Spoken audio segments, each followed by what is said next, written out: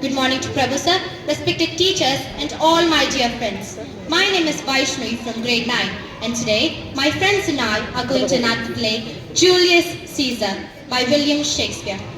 William Shakespeare, 1564 to 1616, was an English playwright, poet and actor, widely regarded as one of the greatest English language writers and world literature. His works, which include tragedies, comedies, histories and sonnets, have had a profound influence on English literature and drama. Some of his most famous plays include Hamlet, Othello, Romeo and Juliet, A Midsummer Night's Dream, and Julius Caesar. Shakespeare's ability to explore complex themes of love, power, jealousy and betrayal, and the human conditions continues to resonate with audiences today. Julius Caesar, the greatest and supreme general who is made dictator of Rome for the fourth time. He is assassinated by a band of conspirators led by Brutus and Cassius, who believe that he is becoming too ambitious and that he will enslave Rome. The characters in the play include Parth as Julius Caesar, Nandini as Calpurnia, his wife, Chandana as Marcus Brutus, Anindita as Portia, his wife, Farah as Cassius, Rishabh as Casca, Nishant as Cinna, Adit as Decius Brutus, Sumaya as Medalus Simber, Shivananda as Tribunus, Trupti as Cicero, Anushka as Publius, Gautam as Populus Lena, Mohit as Mark Antony, Keith as the soothsayer, Joshika as Archimedorus, and Priya as Lucius.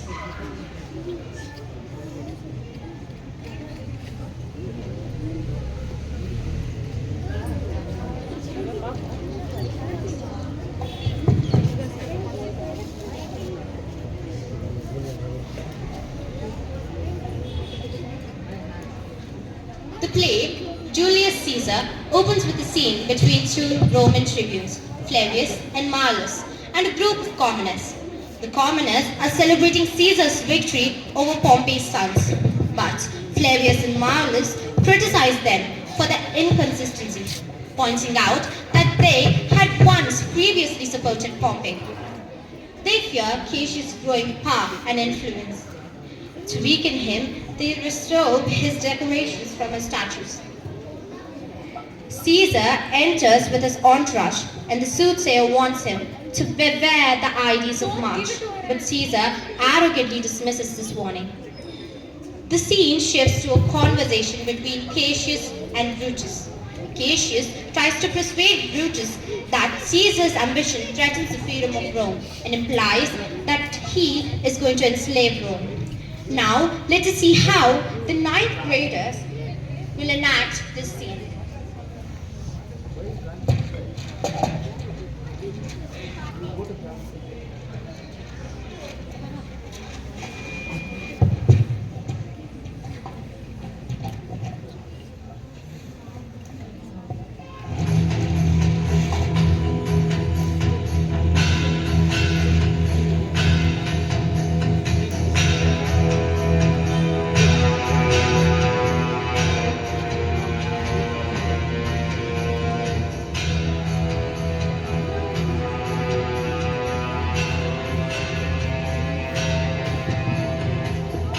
Are you going to see the progress of the race?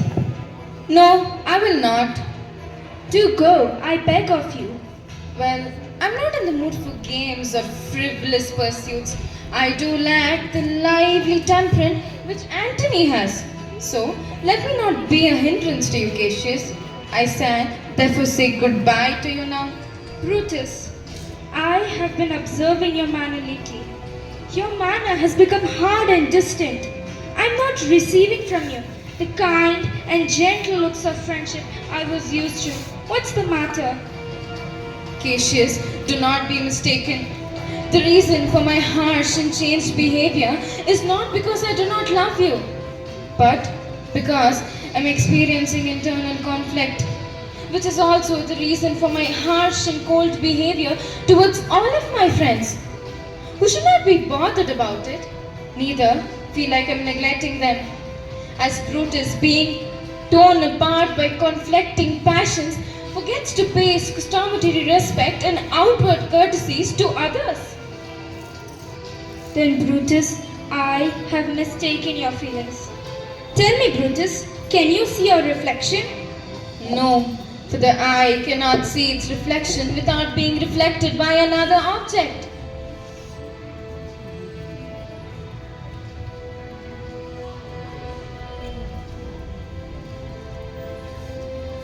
It is greatly regretted, Brutus, that you have no such mirrors in your life to show you your hidden merit and worth.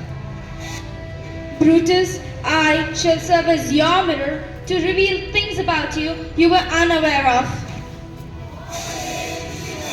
Caesar must be our king!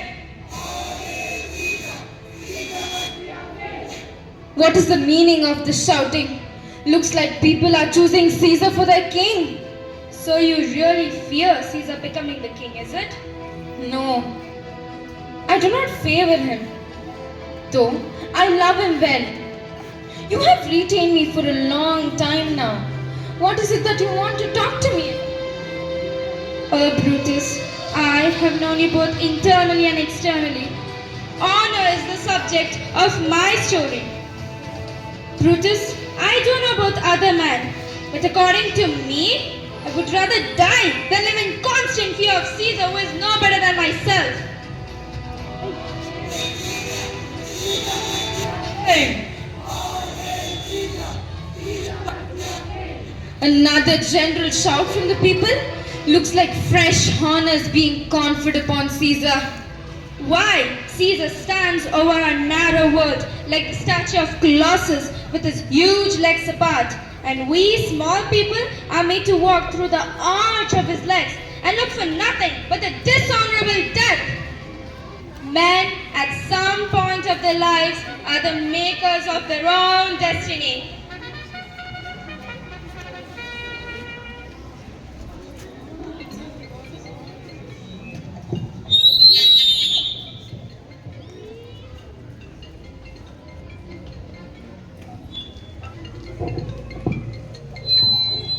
Anthony?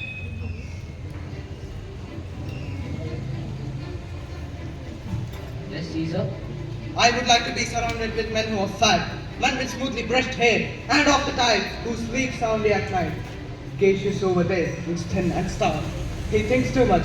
Such men are dangerous. You need not fear him, for he is a noble Roman and well inclined too. I do not fear him.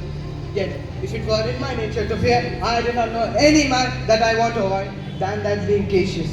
He reads too much. He is very observant, and his eyes are sharp. He can read the characters of men and discover their motives. He does not love plays, nor listens to music. That's all right. That's not fear.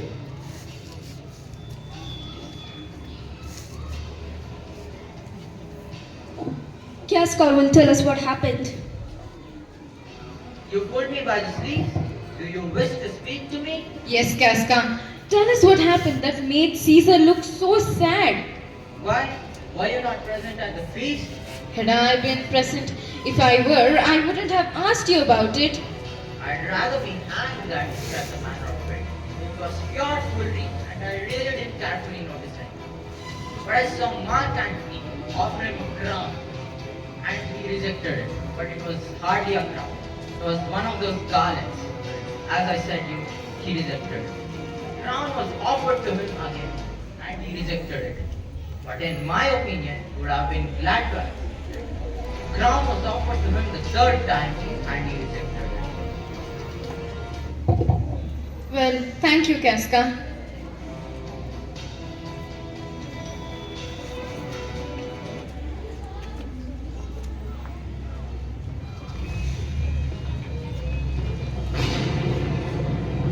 Cicero, are you not afraid? The laws of nature seem to be disturbed and the earth is shaking like an unsteady thing. I've seen tempests, tough oak trees being torn apart. Have you seen anything more wonderful than what you just mentioned? I saw a common slave who you are familiar with. He held up his hand eye, which flamed and burned like 20 torches joined together, yet his hand remained unburned. Later, I was still carrying my sword when I came next to the Capitol. When I met a lion face to face, it looked at me angrily and fiercely and went past me without harming me.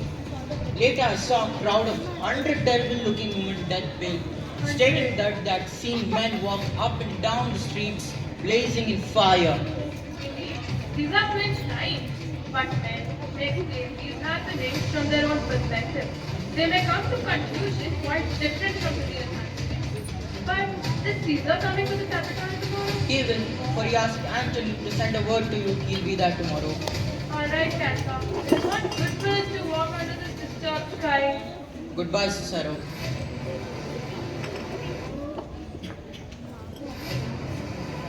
The heavens have never been so terrible, Cassius.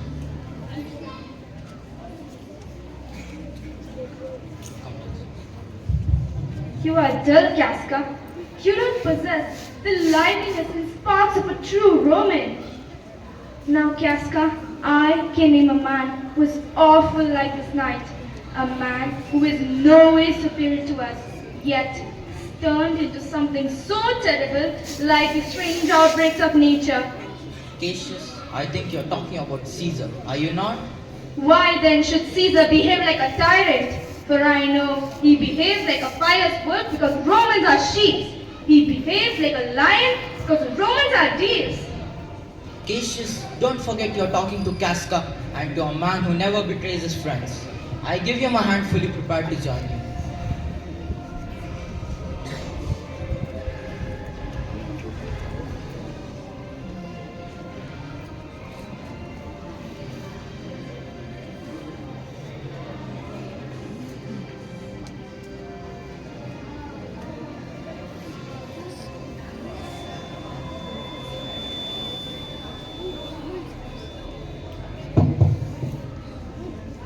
It is very evident that Caesar must die. Only by his death Rome can finally be free. Speaking for myself, I have no personal motives to get rid of him, but I do it for the general good of Rome. He wants to be crowned king, is it? Well, how far will this absolute power take him? That is the real question. As it takes the sunshine to bring out the snakes hiding inside the rolls, which requires a man to walk very, very carefully. And if we provide Caesar king, we provide him with a very harmful sting that requires us to be that man and walk carefully. Speaking truly of Caesar, he's never been guided by his emotions rather than his intellect. But it is often seen in the cases of ambitious people that they often kick down the ladder by which they rose so high and forget to never look back down.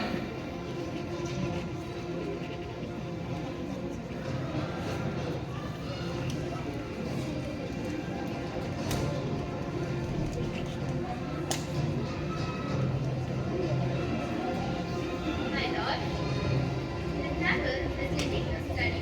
When I was searching for the sign, I found this great professional field. Lord, it's not like that, will it?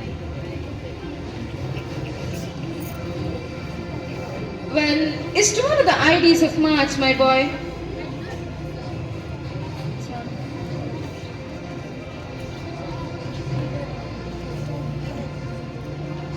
Go, look at the calendar, come back and tell me now.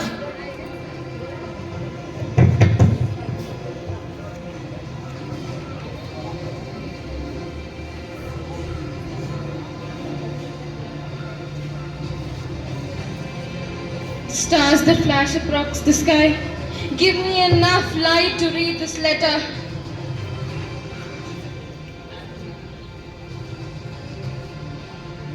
See yourself, Brutus.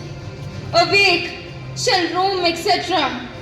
Speak, strike, and repress for the blow of freedom. Rome needs you, Brutus. Sir, 15 days of March are gone. That it's fine now. Go look at the door. Someone is knocking. Yes, sir.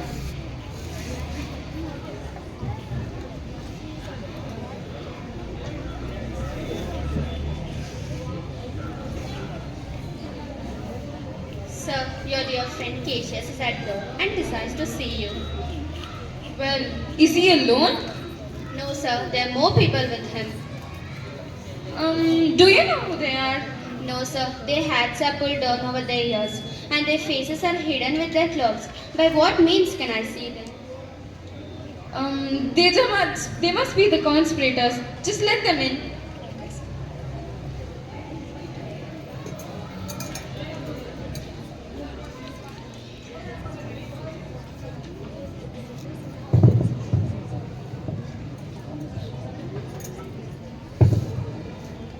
Good morning, Brutus. Did we trouble you?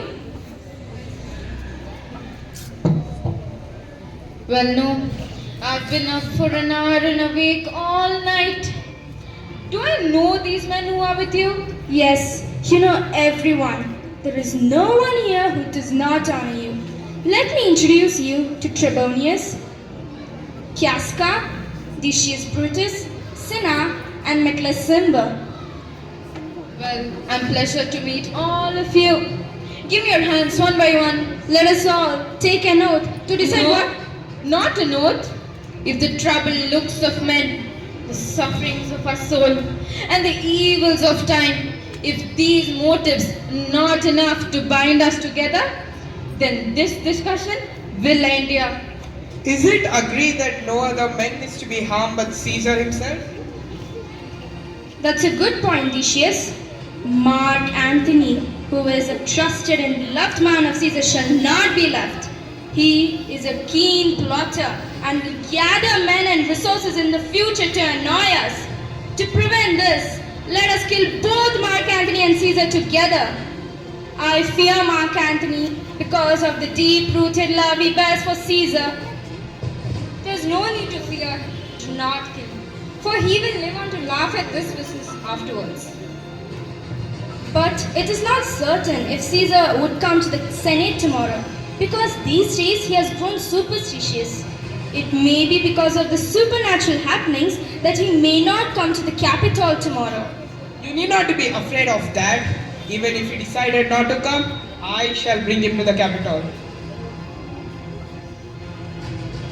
Well, by 8 o'clock then. Will that be the latest hour? Oh, the day is approaching, my friends. Let us leave. But do not forget what we have promised. Our actions should prove that we are true Romans. Yes. Good night, gentlemen. Look bright and cheerful. But remember, we must not betray ourselves through our looks. We must be the Roman actors we always did. So, good morning to each one of you now.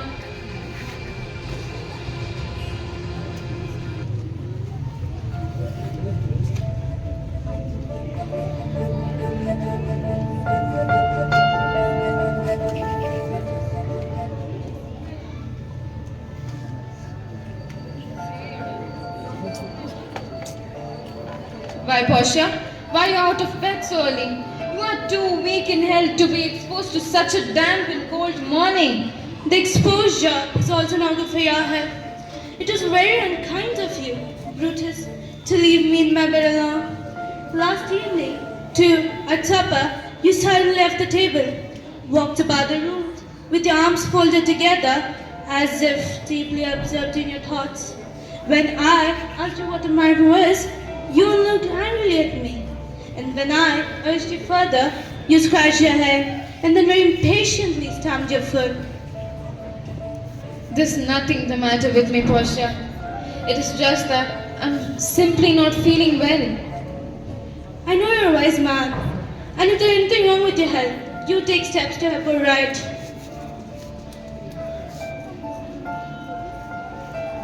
That is exactly what I'm doing, good Portia. Go to bed now. Are you unwell, Brutus? Is it good for your health to go out without a cloak and observe the cold vapors of the damp morning? Are you sick, Brutus? And yet you slip away from your warm bed to raise the unhealthy air of the night, to allow the yet to be purified air which will bring with it cold and chills to increase your sickness? No. Brutus, the disease lies in your mind. There's something wrong or some sorrow in your mind which keeps you ill, which I have a right to know by my place and position as a wife. Do not kneel down to me, Portia. I should not, if you are gentle, Brutus. Within the bond of marriage, tell me, Brutus, is there an exception made that I am to be kept ignorant of all your secrets? Am I to be your wife in a certain manner with certain restrictions, to eat with you, to sleep with you, and talk to you at times?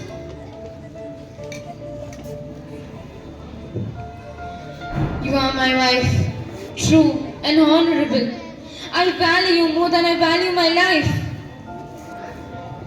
If that was so, you not withhold the secret from me. I agree I'm a woman, but I am the woman whom you choose to be a wife. I admit I'm a woman, but at the same time, a woman of some reputation, the daughter of Cato. Do you think I'm stronger than the rest of my sex to have such a husband and such a father? Listen, Portia, go to bed now. And tomorrow morning, I shall share all the secrets of my heart and all the engagements I've been involved into, and also the sadness written on my face.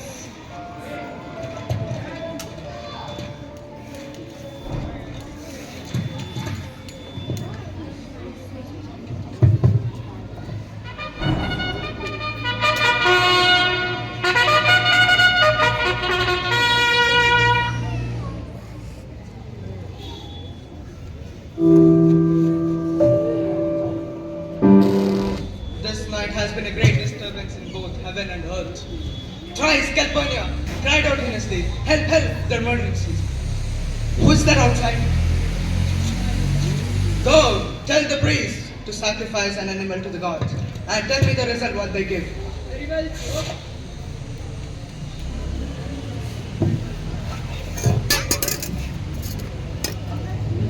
What do you intend, Caesar? Do you? You shall not leave your house today. Calpurnia, I shall go on. No danger has ever ventured to threaten me in the face. Whenever I confronted danger, it had just disappeared before me. Caesar, I have never attached much importance to omens, but now they frighten me. Someone in the house describes the terrible scenes that have been seen by the watchmen. A lioness has given birth to her young ones in the streets. The graves have opened to let the dead out. Fierce and angry young men have fought in clouds and lines and troops and in proper formation of battle. As a result of their fighting, blood has dropped on the Capitol in showers. Oh Caesar, these things are so unnatural, and I fear them. Well, Calpurnia, it's not possible for us to change Almighty's decision. For these omens may apply to all and also to me. So therefore, I shall go out. Caesar, when poor die, no ominous signs are seen. But when princes die, heavens announce their death. Who's that? What does the priest say? The priests are advised that you should not go out of your house today. As to sacrifice an animal, when they enter the animal out, the beast had no heart in it. The gods have done to show that they look down upon cowardice. If Caesar stays at home and shows cowardice, it means that he's a beast without a heart. Danger knows very well that Caesar is more dangerous than danger itself. My lord, My lord, your wisdom is destroyed by your overconfidence. Do not go out today. Tell them that it's my fears which keep you in the house and not your own. We have sent Mark Antony to the Senate house. Let me beg of you on my knees and urge you to agree. It's all right, Calpurnia. Mark Antony shall say, I'm not well. I shall stay at home to satisfy your fears. Here comes Decius. He shall take the message. greetings, Caesar. I am here to escort you to the Senate house. Decius, tell them that I will not attend the Senate today. Oh, Caesar, proper reason leave. Oh Caesar, give me some proper reasons. Least they will laugh at when I tell this. The reason is that I have written, that is all. But because of my love for you, I confide in you that my wife, Calpurnia, urges me to stay at home. Oh. She had dreamt last night that she saw my statue drizzling blood out of my statue, out of 100 spots, and many happy Romans were with smiles washing their hands with my blood.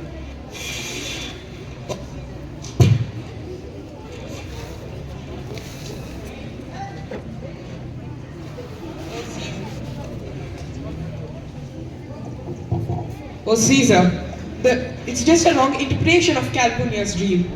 It's just a good fortune. Blood flowing in many channels from your statue, and the happy Roman men bathing in it. Is that Rome shall revive, renew itself from your.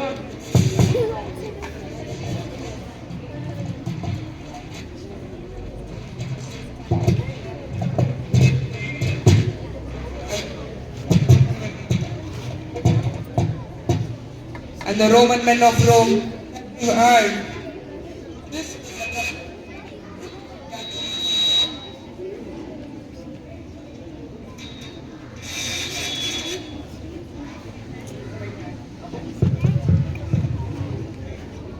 This is the correct interpretation of Calpurnia, Caesar. Your interpretation of Calpurnia's dream is quite satisfactory. Yes, so it is. So you'll further agree with me when you have heard all I have to say? Alright, Decius, I shall come to the Senate today.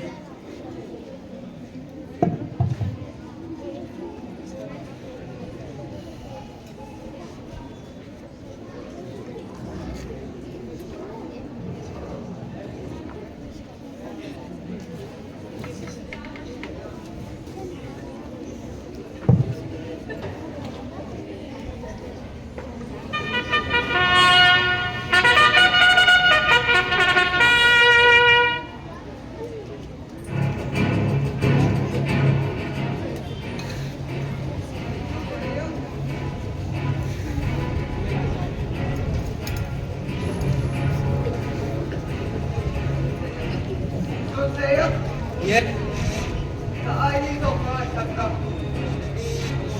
Wow. Hail Caesar, kindly read this petition. Caesar, Julius requests you to read a humble petition.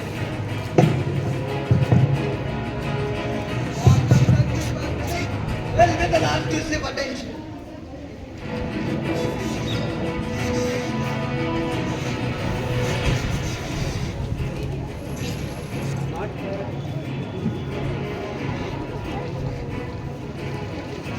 What is the matter with you? Are you mad?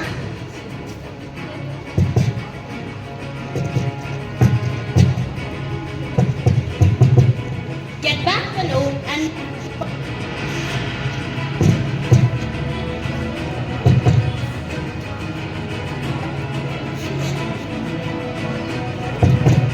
back.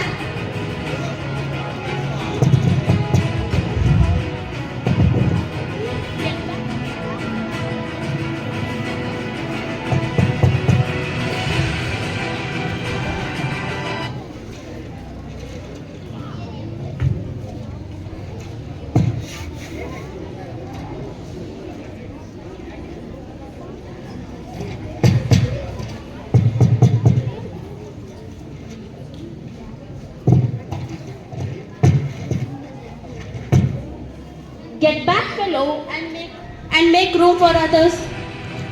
Why do you insist on submitting petitions on the street? Go to the Senate House. That is the proper way.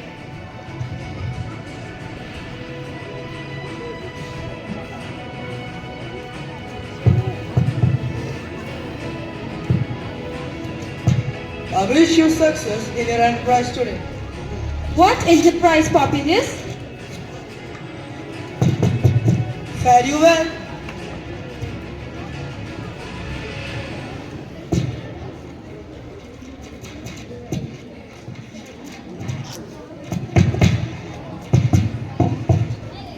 What did Populus Lena say?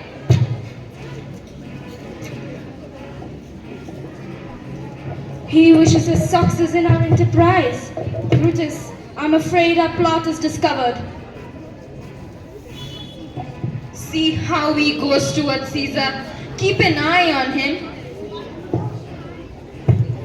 Casca, be quick in striking your blows, for I'm afraid our plot is discovered. Our intentions have been discovered, Brutus. What shall we do? If your plot discovered, either Cassius or Caesar shall not go alive from the cell, for I shall kill myself. Cassius, be calm. I'm certain Populus Lena is not talking on our intentions to Caesar. For see, he has been smiling and Caesar's not changed his expressions. Trebonius knows his time has come, for he is drawing Mark Antony away from Caesar.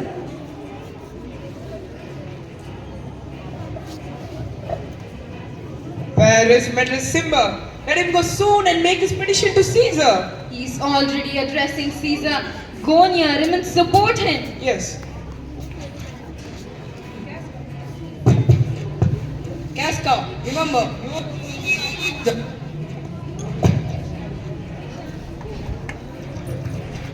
Casca, remember, you are the first to strike Caesar.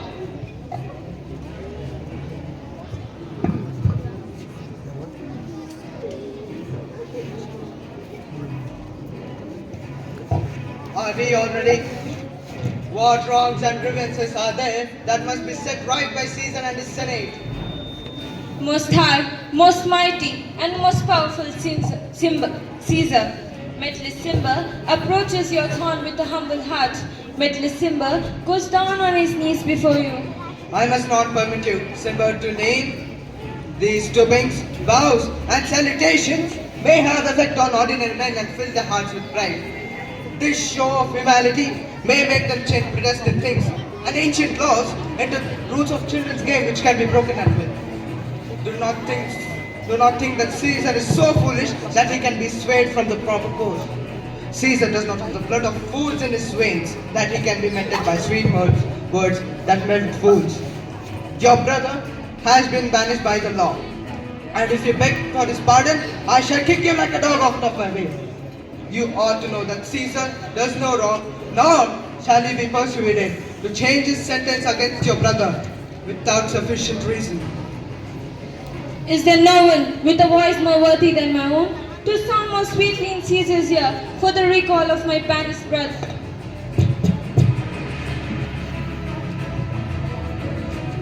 I kiss your hand as a token of respect, and not to flatter you, Caesar.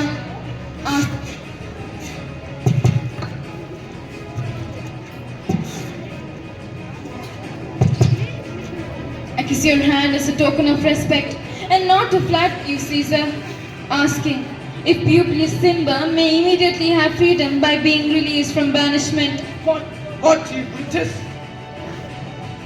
Pardon me, great Caesar. Even at your feet does Cassius fall to beg for the restoration of freedom of Publius Simba. I could be really easily persuaded if I were like you. But I am as a pole star, which has no equal in the sky in the form of constancy and fixed position. The skies are dotted with the innumerable stars. All have fire and shine brightly. It is filled with men of flesh and blood who are similar in form and intelligence. Yet amongst them, there is only one man who keeps his position like the pole star. And I am that man. Let me show you even in this case. I was constant in my resolve that Simba is banished, and I remain in my constant to keep him banished. Oh, Caesar! Get away from here! You may as well try to Mount Olympus! Almighty Caesar! Did you not see the shit that even Brutus knelt and requested me in vain? Then how can you move? All right, Caesar, let my hands and not words speak.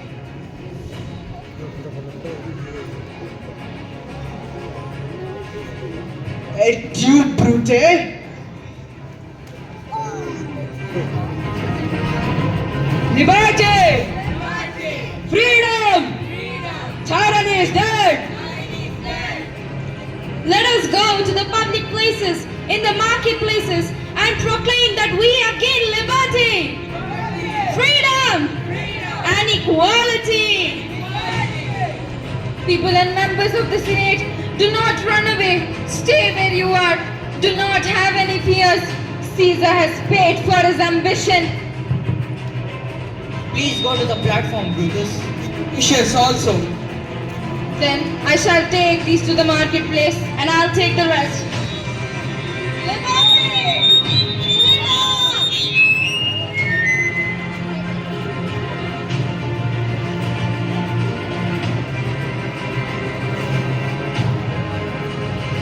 Oh, Anthony, our great Caesar is dead. What? Follow me. Oh, most powerful Caesar, do you lie so low? Are all your victories, glories, and successes reduced to this tiny space your body covers? Good day, gentlemen. I do not know your intentions. Who else must die? Who else do you require to be full-blooded? If I am to be killed, then this is the most suitable time to kill me when Caesar is lying dead. As I was his friend, no other weapon than these words of yours would be the fittest instrument for my death. Ever if I lived 1,000 years, I shall never find myself more ready for death when Caesar lies dead here. No other place will please me so as this where Caesar lies dead. No other way of death will be so good as this besides Caesar. Here, Caesar, I take my oath with your noble blood that one fine day I shall avenge for your death. And I will. Goodbye, Caesar. Goodbye.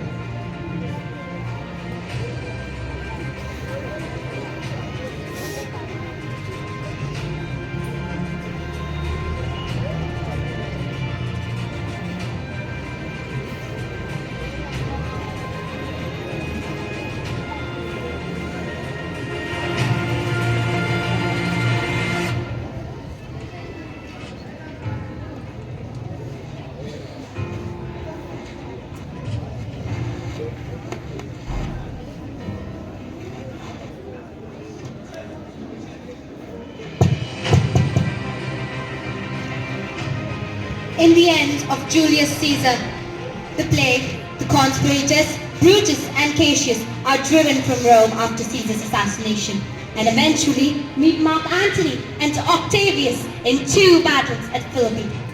Cassius, after being defeated in the first battle, kills himself rather than to be captured. Brutus, after being defeated in the second battle, kills himself and commits assisted suicide. All the conspirators too die. Eventually, Caesar's grandnephew and adoptive son, Octavius Caesar, emerges as Rome's leader. I'd like to end our play by saying, it is not in the stars to hold our